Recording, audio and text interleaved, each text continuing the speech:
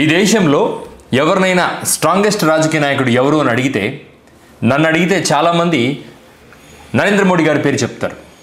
నరేంద్ర మోడీ లాంటి వ్యక్తి ఒక నిర్ణయం తీసుకుంటే ఆ నిర్ణయానికి ఆయన నాకు తెలిసి 100% వెనక్కి పోరు.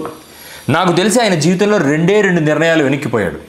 ఒకటి, రైతు చట్టాలు 3 చట్టాలు చేశారు రైతులకు వ్యతిరేకంగా అని ఆయన ఫీల్ అవ్వటం, పంజాబ్ హర్యానా లాంటి ప్రాంతంలో ఉద్యమాలు చేయటం, అటువంటి ప్రజా అభిప్రాయానికి ఆయన తల ఉంచి ఒక నిర్ణయం వెనక్కి తీసుకుంటే, రెండోది ఈ జన్మలో చంద్రబాబు నాయుడు అనే ఒక రాజకీయ నాయకుడిని నమ్మను అండ్ ఇంకెప్పుడు తెలుగుదేశం పార్టీ లాంటి పార్టీతో నేను జత కట్టను, ఎప్పటికీ కూటమిలోకి బీజేపీ రాదు అని ఒక ప్రామిస్ చేశాడు నరేంద్ర మోడీ గారు. ఆయనతో పాటు బీజేపీలో అమిత్ షా లాంటి పార్టీ పెద్దలు కూడా ప్రామిస్ చేశారు. కానీ అటువంటి వాళ్ళ ప్రామిస్ని కూడా బ్రేక్ చేయగలిగిన కెపాసిటీ ఉన్న రాజకీయ నాయకుడు ఎవరు అంటే చంద్రబాబు నాయుడు గారు. తన అవసరం కోసం ఎంత దూరమైనా ఏదైనా చేయగలిగిన ఒక అత్యుత్తమమైన నాయకుడు ఆయన. నేను ఎందుకు అత్యుత్తమమైన నాయకుడు అంటున్నానంటే, కొంతమంది సరిపోని వాళ్ళు ఏమంటారంటే ఇతను అవకాశాల కోసం అవసరాల కోసం ఎంతటికన్నా దిగజారుతాడు అని ఒక వర్గపు పీపుల్ అంటే, నేనేమంటానంటే దిగజారటాన్ని కూడా చాలా అందంగా చూపించగలిగిన వ్యవస్థలను ఏర్పాటు చేసుకొని చంద్రబాబు నాయుడు గారు తన రాజకీయ జీవితాన్ని చాలా అందంగా చాలా ప్రొడక్టివ్గా తీసుకెళ్తున్నారు ముందరికి. ఇప్పుడు ఇదంతా మనం ఎందుకు చెప్పుకోవాల్సి వచ్చింది అంటే, తిరుమలలో పరకామణి అనే ఒక చోరీ కేసు. అంటే తిరుమలలో స్వామి హుండీకి వచ్చిన ఆదాయాన్ని ఒక వ్యక్తి దొంగతనం చేయడం జరిగింది. అది ఎప్పుడు వైఎస్ఆర్సీపీ గవర్నమెంట్లో ఉన్నప్పుడు ఆయన పట్టుబట్టడం జరిగింది. ఆ వ్యక్తి ఆ దొంగతనాలు గత 20 ఏళ్ళుగా చేస్తున్నారంట. ఇప్పుడు మీలాంటి వాళ్ళు నాలాంటి వాళ్ళు దేవుడికి ఏదో మొక్కు కట్టి ఆ మొక్కు తీర్చకపోతే కూడా మన కుటుంబాల్లో కష్టాలు వస్తాయని నమ్ముకునే స్టేజిలో ఉన్న మనము అక్కడ తిరుమల పరకామణిలో కూర్చొని దేవుడి డబ్బును డాలర్లు జోబుల్లో జోరుకొని పోతున్న మనుషులను చూస్తున్నాం మనం. కులానికి సంబంధం లేదు, మతానికి సంబంధం లేదు, ఏ కులపోడైనా సరే తప్పు చేస్తే తప్పు. ఆ పలానా వ్యక్తి బ్రాహ్మణ కులానికి చెందిన వ్యక్తి అనుకుంటా, అతను ఆ పర్టికులర్ ఆ రవికుమార్ అనే వ్యక్తి అనుకుంటా, I think, correct me if I'm wrong, ఆ వ్యక్తి డాలర్లు కొట్టేస్తూ దొరికాడు. ఆ తర్వాత వెరిఫై చేస్తే చాలా దొరికాడు. దానికి ప్రత్యుపకారంగా దానికి తను చేసిన తప్పుకు ప్రాయశ్చిత్తంగా తన ఆస్తిని మొత్తాన్ని టీటీడీ కాన్ఫిస్కేట్ చేసి స్వామివారికి జప్తు చేసిందని నేను విన్నాను. ఇది క్లుప్తంగా పరకామణి కేసు. కాకపోతే మన టీడీపీకి అర్జెంటుగా మతాన్ని వాడాలి, వెంకటేశ్వర స్వామిని వాడాలి. లడ్డూని వాడినట్టుగానే చాలా స్ట్రాటజిక్గా పరకామణి అనే కేసును వాడి టీడీపీ వైఎస్ఆర్సీపీ పార్టీని బదనాం చేసే క్రమంలో, నేను వైఎస్ఆర్సీపీ పార్టీని బదనాం చేసే క్రమం అని ఎందుకు అంటున్నానంటే, గత ప్రభుత్వం వైఎస్ఆర్సీపీ నడిపింది కాబట్టి ఆ ప్రభుత్వాన్ని ఎలాగైనా కార్నర్ చేయాలనే క్రమంలో ఒక సిట్ పరకామణిలో జరిగిన తప్పులకు కారణాలు ఎవరని వెరిఫై చేస్తున్నారు. That's good actually.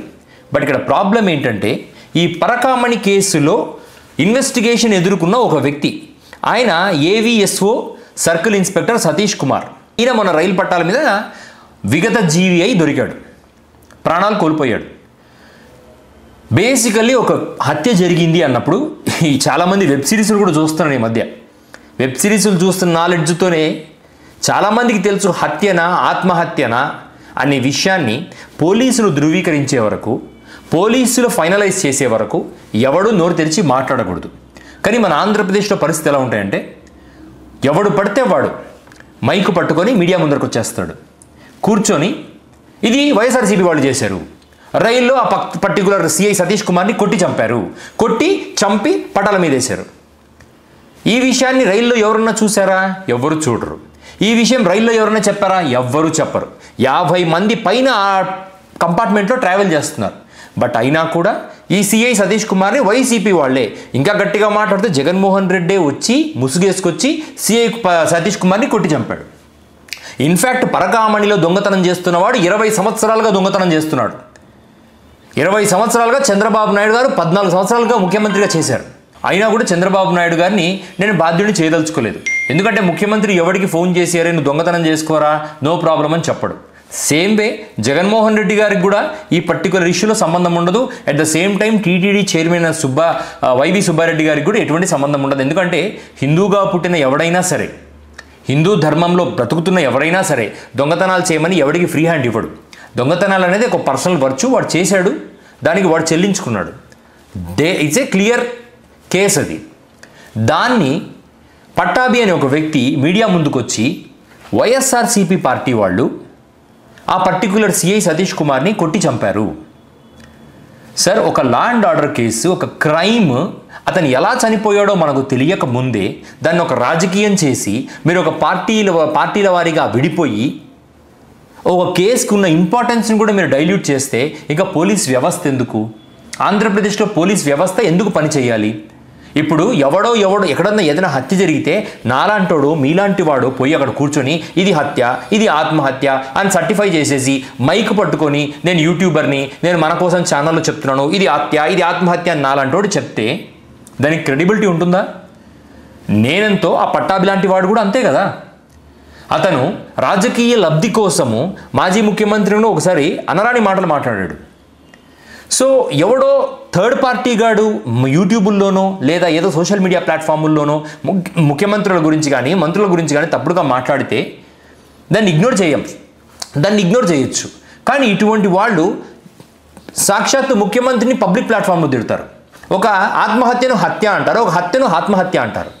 In fact even we don't know whether it is హత్య ఆర్ ఆత్మహత్య. Let law take its course, let legal system work on it's line. Police అనే వ్యవస్థ పని చేయాలి కదా. పోలీసు వ్యవస్థను ఈరోజు ఈ హత్యలో ఏకంగా ఒక పోలీసు వ్యక్తి చనిపోయాడు. ఫర్ ఎగ్జాంపుల్ వైఎస్ఆర్సీపీ వాళ్ళు చెప్పినట్టు వేధింపులకు తట్టుకోలేక చనిపోయాడని అనుకుందాం. Is it okay? For example TDP వాళ్ళు చెప్పినట్టు వైసీపీ వాళ్ళు చంపారనుకుందాం. Can that be proved? ఇలాంటి అలిగేషన్స్ మధ్య జనాలకు ఏది రైట్ ఏది రాంగ్ తెలుసుకునే ఒక హక్కు అయితే ఉంది కదా. ఒక పార్టీ తరఫున అధికారం ఉంది కదా అని ప్రెస్లో కూర్చొని నోటికొచ్చినట్టు మాట్లాడి అధికార పార్టీలో ఉన్నాం కదా, పోలీస్ వ్యవస్థ మనకు సహకరిస్తుంది కదా అని చెప్పి ప్రతిపక్ష పార్టీ మీద నిందలు వేయడం ఎంతవరకు రైట్? అండ్ పోలీసులు కూడా ఆలోచించుకోవాల్సిన విషయం ఏంటంటే, పార్టీలు అధికారం మారినప్పుడల్లా మనం వాళ్ళకు పప్పెట్స్గా పనిచేస్తూ పోతే పోలీసు వ్యవస్థ పట్ల సమాజంలో ఎంత తప్పులు జరిగినా ఒక గౌరవం అంటూ ఉంది. ఇవాళ ఆ గౌరవం పూర్తిగా నిర్వీర్యమయ్యే స్టేజ్ ఆంధ్రప్రదేశ్లో వచ్చింది. మన పోలీస్ డిపార్ట్మెంట్కి చెందిన ఒక వ్యక్తి ఆత్మహత్య చేసుకొని చనిపోయాడు అంటే అతను పడిన ట్రామా ఏంటి, అతను పడిన ఒత్తిడి ఏంటి, దేనివల్ల ఇంత సమస్యలు ఎదుర్కొంటున్నారు, ఇంక్లూడింగ్ పోలీస్ డిపార్ట్మెంట్. లేదా అది హత్య అయితే ఎవరు చేశారు అనేది మీరే ఇన్వెస్టిగేట్ చేసి తెలుసుకోవాలి. ఒక ఎస్పీలకు, డిఎస్పీలకు, సిఐలకు బాధ్యత ఉంటుంది.